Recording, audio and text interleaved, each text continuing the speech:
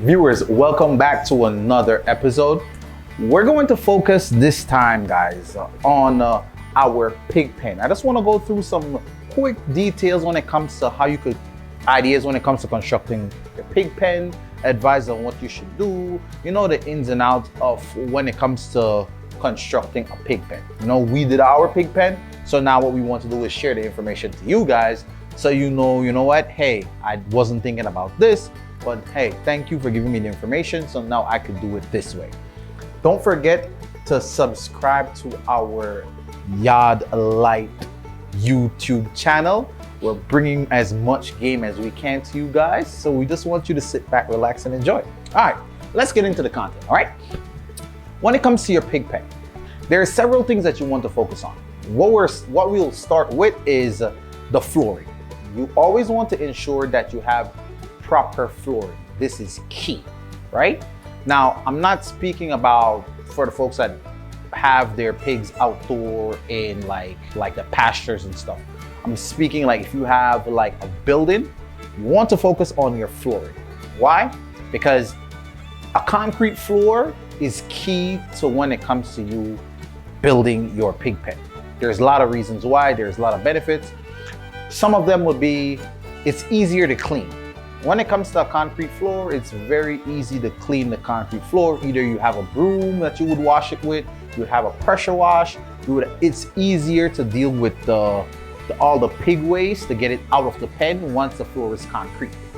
Another one is that when it comes to a bevel floor like this, meaning that there's a slant to your pig pen floor, the water easily runs off and it easily dries. So by having a bevel floor, your water could run off easily and your pen will dry easily.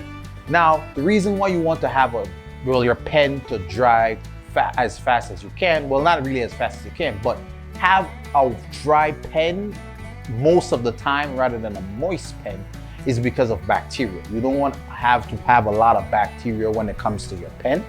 One, and two, when it comes to, you guys don't want water settling all over your pen.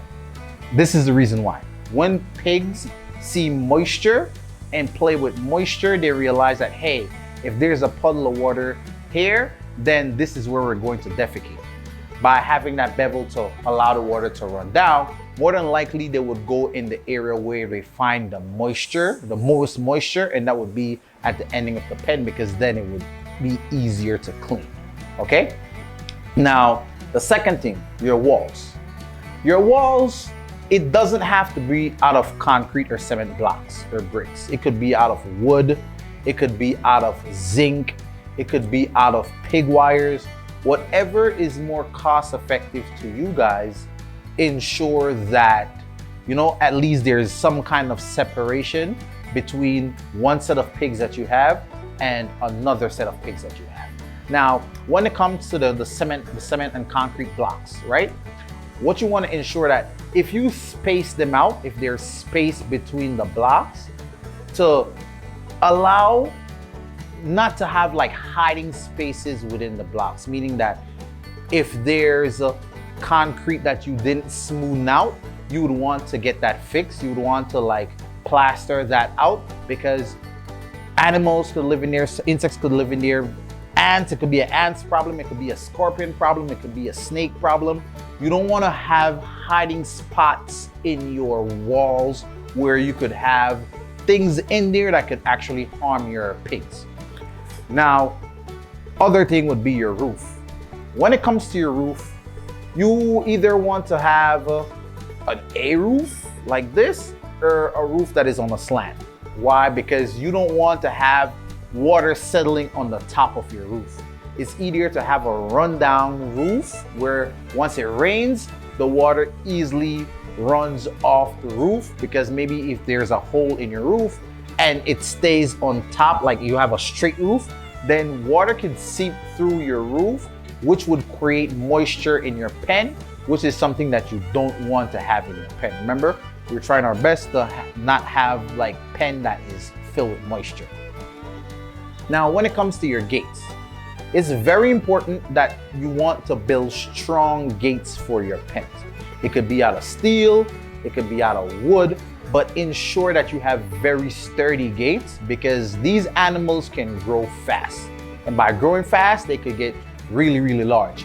And if you have like a little gate, it's defeating the purpose because they could easily break it. Now, let's say you have like sections whereby you have pens on one side and pens on the other side, and there's a walkway in between. What you want to do is ensure that the entrance and the exit, the main entrance and exit to the whole pen has a gate as well. Just in case that pen 1 or pen 2 or pen 3 or pen 4 is open, you don't want them to actually run out of the main, out of their pen and also out of the main gate and then out into your farm, because that could be a lot of problems. Your pigs can easily get injured by just slipping in a ditch or by slipping in a drain. They could break their backs, they could break their legs, and then that's wasted investment on your part. So ensure that there's security for your fence, well, not fence, but for your gate for your pen. Another thing, guys, build a dip. It's very, very important that you build a dip when it comes to entering your pen. Why build a dip? Other farmers or other people might come from other areas or other farms. You don't know what disease might be on their farm or the farm that they were on, and walk into your pen and bring that to your pigs. That's something that you don't want, because then by having something like that happen to you, you can lose everything that you have. So build a dip. A dip is something whereby at the entrance and the exit of your pig pen, you have something filled with water that maybe there's iodine in there, maybe there's Dettol in there, there's Clorox. There's something that you could actually sanitize the feet of the folks coming into your pen. So they're gonna dip their boots in there or their shoes in there before walking into your pen, so they're sanitizing their feet.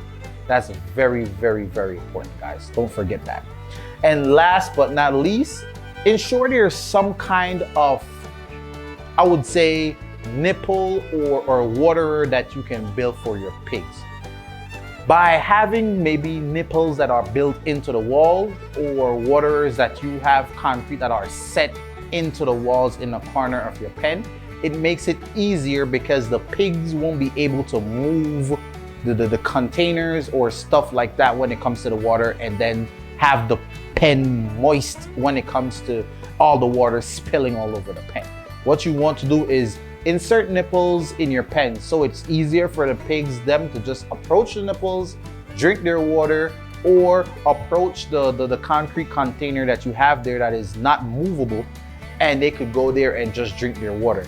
If you have something that is movable that comes to water, it could create a lot of problems for you in the future. All right? Hey, like I said, guys, we're just here to give you guys some short tips when it comes to your pig pens. And definitely stay tuned for more videos from Yard Life Farm.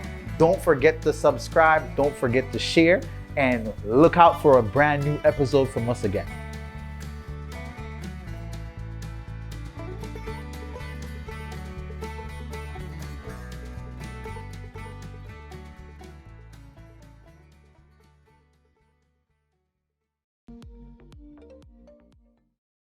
Thank you for watching our video, guys.